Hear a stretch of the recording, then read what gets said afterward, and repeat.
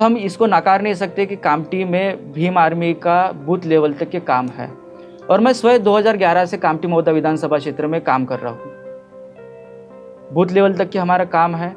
जहाँ जहाँ even CNRC के टाइम में भीम आर्मी ने एक सक्रिय भूमिका निभाई थी। हमारे मुस्लिम भाइयों के साथ में CNRC के साथ में जो आंदोलन हुआ था, बहुजन समाज ने जो आंदोलन किया था, उसमें शीर्ष स्थान पे हम थे। लोगों को पता है हम काम करते हैं। जो नगर परिषद में जो भ्रष्टाचार हुआ था उसके विरोध में भीम आर्मी ने एक 7 दिन का आंदोलन किए थे।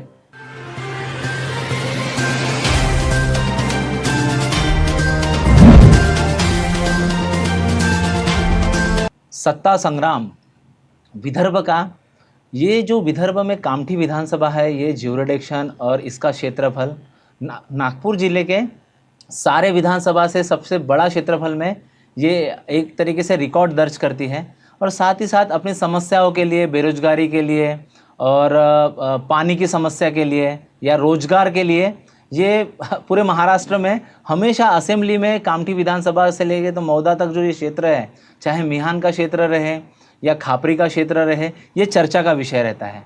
आज हम ये जो महाराष्ट्र का जो इलेक्शन है, इसमें कामठी विधानसभा से आज़ाद समाज पार्टी के अधिकृत उम्मीदवार प्रशांत बंसोड़ जी से आपसे रूबरू करा रहे हैं। सर, आपका स्वागत है आवाज़ पे। धन्यवाद। हम देखते हैं कि आप ASP से एक अधिकृत उम्मीदवार हैं और कामठी क्षेत्र से आप उम्मीदवारी नामांकन भरा है आपने। क्या मुद्दे लेके जा रहे हैं और किन समस्याओं को चिन्हित करते हैं आप? देखिए, कामठी मौदा विधानसभा में जब से ये विधानसभा का गठन हुआ है, तब से बेरोजगारी सबसे बड़ा मुद्दा हो रहा है। कामठी में अभी तक के ना MIDC है, ना लोगों के लिए रोजगार है। कामठी एक समय में बीड़ी मजदूरों और जो बुनकर है, उनका एक व्यवसाय वहाँ पे चलता था, लेकिन अभी ये दोनों जो चीज़ें हैं वो अस्तित्वहीन हो रही है। उसके साथ ही एक रोजगार पैदा होना चाहिए था कामठी में। कामठी मौदा विधानसभा के क्षेत्र का जब अपन विचार करते हैं, हम विचार करते हैं, कोई सोच में पड़ते हैं, यहाँ की ये जो युवा पीढ़ी है वो रोजगार ढूंढने के लिए बाहर पलायन कर रही है, स्थलांतर कर रही है। कामठी का जो ब्रेन डेड हो रहा है वो सबसे पहले रोकना है। कामठी के युवाओं को रोजगार देना है, MIDC स्थापित करना है। हम देखते हैं अमूमन काफ़ी परसेंटेज में नागपुर से कामठी अप डाउन होता है। काफ़ी लोग नागपुर के तरफ रोजगार के लिए आते हैं, पर नागपुर में MIDC है, पर कामठी में भी एक रिजर्व जगह है MIDC की। क्यों नहीं इम्प्लीमेंटेशन, क्यों नहीं हो रहा, बन क्यों नहीं रही MIDC, क्या कारण है? कुछ स्वार्थी नेताओं की वजह से वो अपना स्वार्थ बीच में लाते हैं। उनका नाम इतिहास में दर्ज कराना चाहता है। MIDC की जगह पे उन्होंने अपने अपने एक भव्य स्मारक खड़े किए हैं। उसके वजह से वहाँ पे MIDC परिपूर्ण हो नहीं हो पा रही है। MIDC की जगह रिजर्व थी, लेकिन वो रिजर्वेशन हटा के वहाँ पे उन्होंने अपने स्वार्थ के लिए दूसरी चीज़ें खड़ी कर दी है। अगर ये अपना स्वार्थ भूलते हैं तो अभी तक के कामठी में एक बहुत बड़े पैमाने पे MIDC रहती थी। अच्छा, देखते हैं कि एक मुस्लिम बहुल एरिया भी है। आपका जो पर्चा है उसमें आपने बटेंगे तो कटेंगे ये स्लोगन भी आपने यानी डाला है। उसका ये जो रिफ्लेक्शन है इसको आपने काउंटर करके न बटेंगे न कटेंगे ऐसा किया। बिल्कुल। पर कौन बांट रहा है, कौन काट रहा है, ये जो स्लोगन के पीछे क्या देखते हैं, क्या षड्यंत्र है? क्योंकि कामठी एक सेंसिटिव विधानसभा के नाम से भी दर्ज होती है कि वहाँ पे लोग भाईचारे के साथ रहते हैं, आपस में मिलजुल कर रहते हैं, पर कोई शक्तियाँ है जो बांट रही है और आपस में तनाव पैदा कर रही है, आपको लगता है? बिल्कुल। विषय कैसा है कि ये जो एक लोगों के दिमाग में डाले हैं, अभी आपने देखे होंगे मीडिया के माध्यम से, सोशल मीडिया के माध्यम से, न्यूज़पेपर में कंटिन्यू खबरें आई थी कि हम बटेंगे तो कटेंगे। तो बांटना कौन चाहता है? हमारे भाई चंद्रशेखर आज़ाद भी बोलते हैं, ना बटेंगे ना कटेंगे, पढ़ेंगे। आपने तो जातियों में हजारों सालों से समाज को बांट के रखा है और बांट के ही काट के रखा है। शोषण बांट के ही आप कर रहे हैं और आप अभी फ़िलहाल बोल रहे हैं कि बटेंगे तो कटेंगे। चालू तो आपने किए ना, तो बंटना नहीं होना चाहिए। आपने जिस तरीके से बोले कि कामठी व मौदा विधानसभा क्षेत्र में ऐसी कोई शक्ति है क्या? बिल्कुल है। ये शक्ति के माध्यम से ये राजनीति के दौर में ही लोगों को बांटना चाहते हैं, लेकिन लोगों ने ठाना है ना हम बटेंगे ना कटेंगे। क्या चुनौतियाँ देखते हैं आप? लोगों से अपील कर रहे हैं, वोट मांग रहे हैं, जनता आपको यानी क्यों चुने? कि वो तो समस्या में है, चाहे बीजेपी रहे या कांग्रेस रहे। जब से विधानसभा का गठन हुआ है, या तो कांग्रेस या बीजेपी ने कामठी विधानसभा पर रूल किया है। तो आज जो हम कामठी का जो आज रूप देखते हैं, जो कामठी में जो समस्या का हम भंडार देखते हैं, चाहे संकरी गलियाँ हो, चौड़े रास्ते नहीं है, पानी की समस्या हो, बेरोजगारी की समस्या है, महंगाई का आसमान छू रही है, तो क्या मुद्दे हैं आपके पास? जनता आपको क्यों चुने? देखिए, आपके प्रश्न में मेरा उत्तर है। आपने जिस तरीके से बोले कि कामठी में संकरी गलियाँ है, पानी की बरोबर व्यवस्था नहीं है, अस्वच्छता है, तो ये सभी चीज़ों को निपटारा करना के लिए आप मुझे वोट देने की मैं अपील कर रहा हूँ, क्योंकि आपने बीजेपी को 3 साल से देखे हैं। इसके पहले कांग्रेस का नगर परिषद में नगर अध्यक्ष रह चुका है, उनकी सत्ता रह चुकी है, लेकिन विकास दोनों ने नहीं किए। एक विकास के लिए मुझे आप वोट दे सकते हैं। विकास बोले तो मैं एक पढ़ा लिखा उम्मीदवार हूँ। आपने देखे होंगे भाई चंद्रशेखर आज़ाद नगीना से खासदार चुन के आने के बाद अकेला व्यक्ति पूरे समाज की, पूरे भारत में जहाँ पे भी अत्याचार हो रहा है, जहाँ पे भी कुछ मुद्दे आ रहे हैं, वो अकेला उठा रहा है। अगर आप भी एक कामठी से आपका एक भाई, आपका बेटा भेजते हैं, तो कामठी के साथ ही पूरे महाराष्ट्र में जहाँ जहाँ अपने लोगों पे, समाज पे अत्याचार होगा, उसके लिए आवाज़ उठाने वाला एक व्यक्ति हूँ मैं।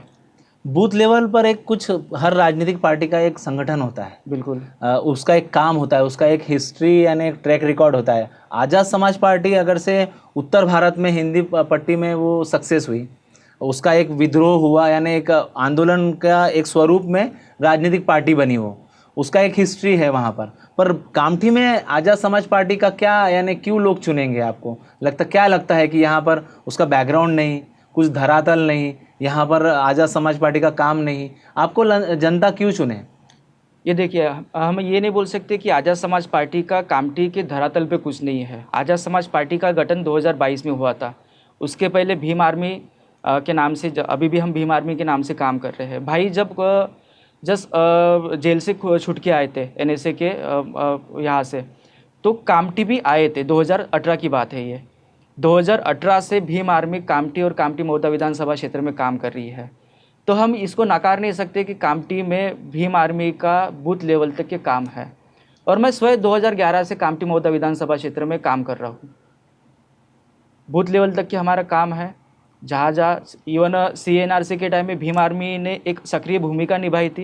हमारे मुस्लिम भाइयों के साथ में, CNRC के साथ में जो आंदोलन हुआ था, बहुजन समाज ने जो आंदोलन किया था, उसमें शीर्ष स्थान पे हम थे।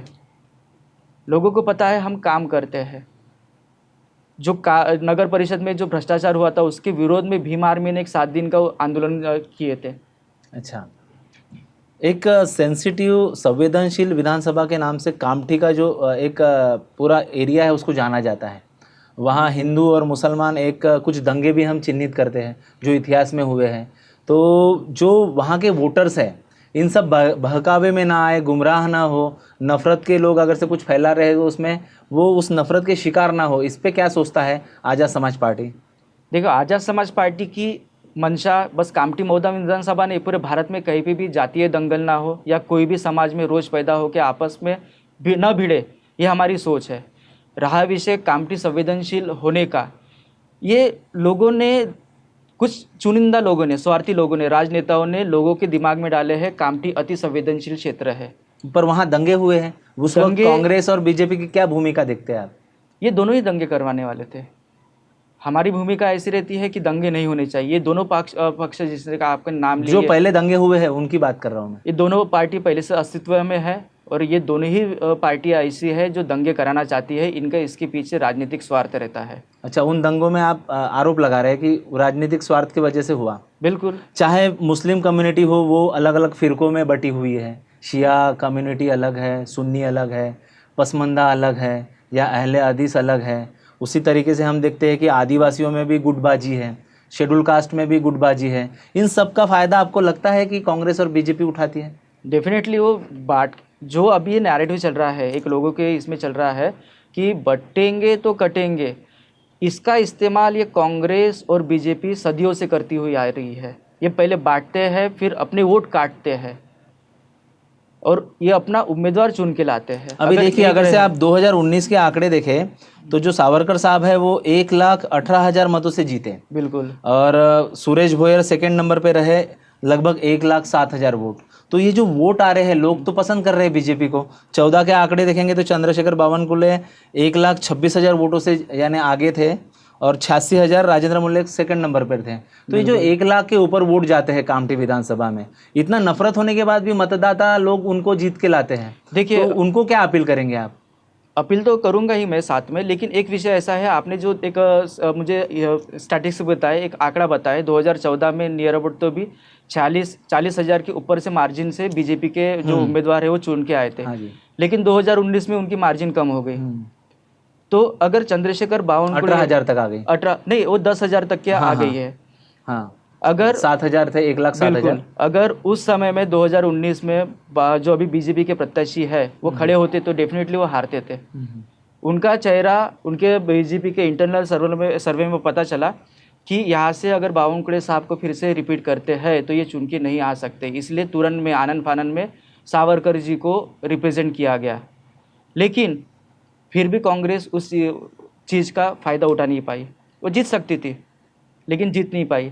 पिछले समय में समाज ने एक मौका दिया था कि चलो इस बार हम सब मिल के एक होके कांग्रेस को जिता के लाते हैं, लेकिन उस समय भी उसने मौका दवा दी। पिछले तकरीबन 20 साल से यानी 5 टर्म से कांग्रेस का अस्तित्व कामठी में नहीं है, कामठी मौदा विधानसभा क्षेत्र में नहीं है। इसके पहले यानी सुलेखाताई कुमारे वो चुन के आए थे, उसके बाद कंटिन्यू 4 टर्म से बीजेपी वहाँ पे जीत के आ रही है। कांग्रेस को स्पेशली वहाँ की जनता नकार रही है, फिर भी कांग्रेस अपना साम दाम दंड भेद और बांटने की राजनीति करके कहीं तो भी रेस में रहती है। मैं लोगों से यही अपील करूँगा कि बटो मत, अपने वोट कटाओ मत। हम तीसरा मोर्चा बन के, भाई चंद्रशेखर आज़ाद का कार्य आप देख रहे हैं। अकेला एक व्यक्ति है जो संसद में दहाड़ता है और अपने लोगों के, बहुजन समाज हो फिर मुस्लिम समाज हो, जो अंतिम व्यक्ति तक के लाभ पहुंचना चाहिए, उनका शोषण रुकना चाहिए, उसके लिए तैयार कर रहा है। आप मुझे एक बार चांस दीजिए, मौका दीजिए, मैं उस तरीके से कामठी का रिप्रेजेंटेशन करके, कामठी का प्रतिनिधित्व लेके महाराष्ट्र के सदन में, महाराष्ट्र के विधानसभा में बैठ के अपने मुद्दे रखूंगा और मेरा ध्येय रहेगा अंतिम व्यक्ति तक उसका लाभ पहुंचना चाहिए। चाहे महाविकास आघाड़ी हो या महायुति हो। इसके अलावा तीसरे मोर्चे की बात, आज़ाद समाज पार्टी से जो उम्मीदवार है प्रशांत बंसोड़ जी, कामठी के अधिकृत उम्मीदवार हैं। कामठी मौदा क्षेत्रफल जो है ये नागपुर ज़िले का सबसे विस्तृत और बड़ा क्षेत्रफल है, जिसमें मिहान, खापरी जैसे ऐसे क्रीम एरिया जहाँ इंडस्ट्री और देश और दुनिया में पूरा मिहान का जो सर्कुलेट होता है ये भी जाना जाता है। इस विधानसभा से अधिकृत उम्मीदवार हैं, हम उनसे बात कर रहे थे। आप जुड़े रहिए आवाज़ इंडिया से।